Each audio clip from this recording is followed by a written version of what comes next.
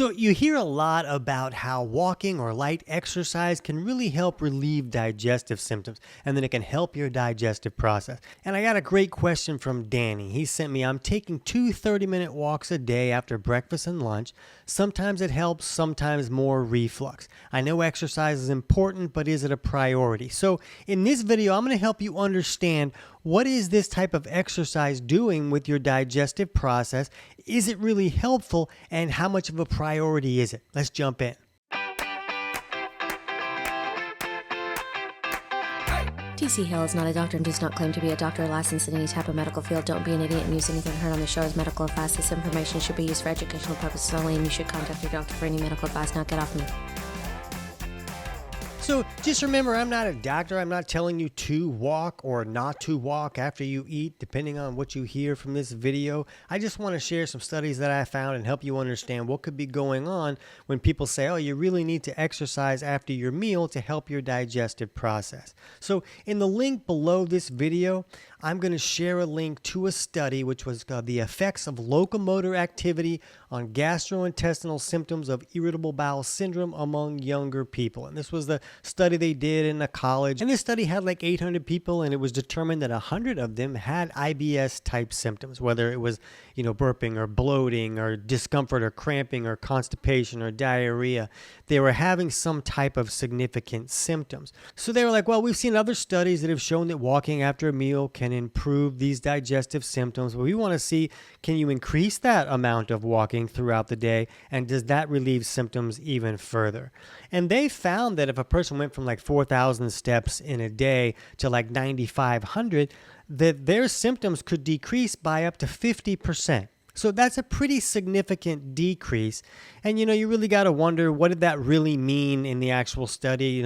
Some people are going to see like probably an 80 or 90% improvement to their symptoms, and some people will see no improvement whatsoever. So they just come to that 50% number. But when we look at this, we want to understand what is going on. Why would just walking help this process? And we have to think about that when we eat food and it goes into our stomach produces this hydrochloric acid, or HCl. This is stomach acid, and this helps us really start to break down that food so that we can get all the nutrients out of that food. And the problem is, for a lot of reasons, a person might not be making enough of that hydrochloric acid and not really have the ability to acidify that food. And then if the food can't be acidified, it has to break down by process of rotting and fermenting, and that can take a lot longer. And that process also can create a lot more gases and pressure and other junk like that can expand, that stomach or your intestinal tract and create more cramping or bloating or discomfort. So what we need to understand about that digestive process is that as this food is being acidified, the stomach also squeezes it and moves it around and does like this churning movement to really help break the food down correctly. It's that moving it around and mixing all those gastric juices together with the food that really helps it break down correctly. So the problem is, when there's not enough stomach acid, that acid kind of triggers a lot of these other functions, all these other, gastrin to take place, and this pepsin to kind of help really break down proteins. So when there's not enough stomach acid there, it restricts a lot of this activity. And I'll share a link in the description below to another study on the effects of proton pump inhibitors on gastric emptying. And this study showed us that if somebody was using a proton pump inhibitor, which is basically like an acid reflux medication that is used to turn off that stomach acid and relieve that symptom of acid coming back up and burning us. So in this study, they showed that when they used that to turn off stomach acid, it also delayed how long it would take for the food to leave the stomach, for that gastric emptying to take place. And the reason that would happen is because the food is supposed to leave the stomach after it's been acidified and started that breakdown process and really mixed together with all those digestive juices, so it's easier to pass into the small intestine. So if it's not being acidified, remember, it has to break down by like rotting and fermenting, which can take a lot longer, and that will delay that emptying. So that also seems to have the ability to affect all of these motions that this intestinal tract does to help move the food through the system. We talk in a lot of other videos about how food moves through that intestinal pathway at a pace according to its acidity level. So the more acidic something is, the faster it can move through, and the more alkaline that chyme or that bolus of food is, the more slower that it can move. And that means the slower it goes, the more hard and dry and difficult it can be to pass when it's trying to get out the back door. So that acidity level really matters, and it appears, and a lot of people kind of feel like this acidity matters in that whole churning in the stomach as well. So if that acidity isn't there, then the food is not being moved around as much. So if you go out and walk around, well, you're creating that movement. You're synthesizing that movement. And you might not digest as well as somebody that has enough stomach acid in there. Because remember, that study was showing that there's a delay in that emptying and all of that churning motion when there's a PPI being used that turns off stomach acid. But a person doesn't need to be using a PPI to turn off stomach acid. The body can't make stomach acid for a wide variety of reasons. There can be a lot of issues going on that is restricting proper HCl production. So maybe the person is just making a little bit of acid, but maybe not making enough to really acidify that food and get it churning and kind of digesting the way that it should. So sure, if things are broken, then if you can manually move them around, if you could stick your hands down your stomach and just kind of squish stuff around, well, wouldn't that help too? But you can't really do that. So if you can walk and get some movement in there, then that movement would seem to have the ability to move that process along a little bit better, to at least help whatever juices are in there to mix with that food a little bit better than if you were just sitting there watching videos of cats. So it makes sense that walking would improve that for a person who doesn't have their digestion working correctly.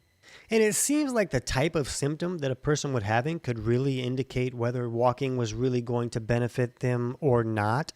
And, if a person's really constipated or they're bloating or they're having these cramping things, a lot of times that has to do with either a lack of stomach acid or some type of bacterial overgrowth. And, when there's a lot of bacteria or other microorganisms in the intestinal tract that really shouldn't be there in that location, like the stomach or the small intestine, bacteria should be in the large intestine for the most part. But when there's an overgrowth, all those guys are putting out waste, and that waste can be alkaline, and that alkaline waste can be neutralizing the small amount of acid that a person is making, and it can also be restricting further that ability to acidify the food and break it down correctly. So if that's the symptom that a person is dealing with, then walking could certainly help move things along a little bit better just by helping the mixing together process. But if somebody was having diarrhea issues, well, those are usually caused by other problems, like a lack of bile flow, and maybe a person is making enough stomach acid. And in that case, walking is usually not going to improve the bile flow side of digestion, that bile that comes down from the gallbladder and all those steps that help neutralize the acids and really help us break down dietary fats and such. So there's a variety of issues that can cause diarrhea, but it just seems that walking would be less effective in that situation. And plus, now I'm out walking and now I have diarrhea and now the neighbors are pointing at me and it's not going that great. So maybe that's not the best situation where you want to go for a walk. But it makes sense why the walking could help these other types of symptoms if those symptoms were being caused by a lack of stomach acid or some type of bacterial overgrowth that was neutralizing the acid that was being produced. And Danny even said, sometimes this really relieves my symptoms and sometimes it makes more reflux. Well, just think about that. That process of moving things around, reflux usually happens because someone doesn't have enough stomach acid to trigger that LES valve to close at the bottom of the esophagus. So then the small amount of acid they're having is going to come back up and burn them. But if they can make enough stomach acid or acidify the stomach correctly, then all of a sudden that's enough acid to trigger that valve to close and the reflux stops. So if a person just has a small amount of acid, that's really going to magnify the chance of having reflux happen. And then moving around is just moving that acid around and giving it a better chance of coming back up and burning us, especially if somebody bends over or they have a hiatal hernia situation. So those types of symptoms could be magnified by walking. And keep in mind that there's other studies, I'll put a link below, that'll tell you about things like, well, sometimes exercise can delay the digestive process.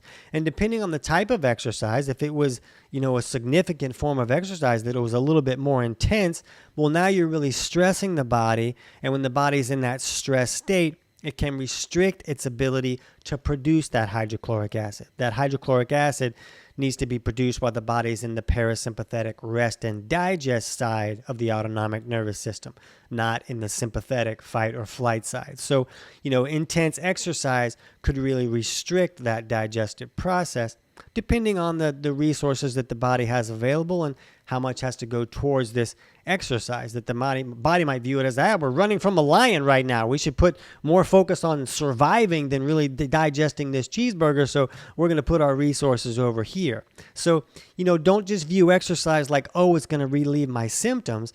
The walking that just creates the movement seems to have the ability a little bit more. But if a client was going to come to me, hey, what is the priority of this exercise? Do I need to make sure that I'm going for a walk after every meal? And if the meal is creating a lot of discomfort for you and that walking helps relieve those symptoms, then I feel like it's important. But if a client was like, okay, I can either go for a walk or I can take this step that's going to improve my digestion, whether it's I'm going to help acidify the stomach correctly, I'm going to take some supplement that reduces the bacterial overgrowth, or I'm going to improve my bile flow. Any of those steps, maybe I'm going to take some type of supplement that helps more water go to the bowels to kind of relieve my constipation a little bit. Any of those steps I view as more important than walking. If you can fix the actual underlying cause of the symptoms that a person is experiencing, then this Band-Aid of going for a walk becomes a lot less important. So I don't think there's anything wrong with going for a walk after a meal, but if you can fix the digestive process, I don't think that you need to either. The body is made to digest food whether you're walking or not. So I hope that helps. And if you're not sure where your digestion is, you can jump over right now and check out our video on 10 signs of low stomach acid so you can see, does this appear to be a problem for me, and would taking steps to improve that improve the symptoms that I'm having? I can't wait to hear about your results.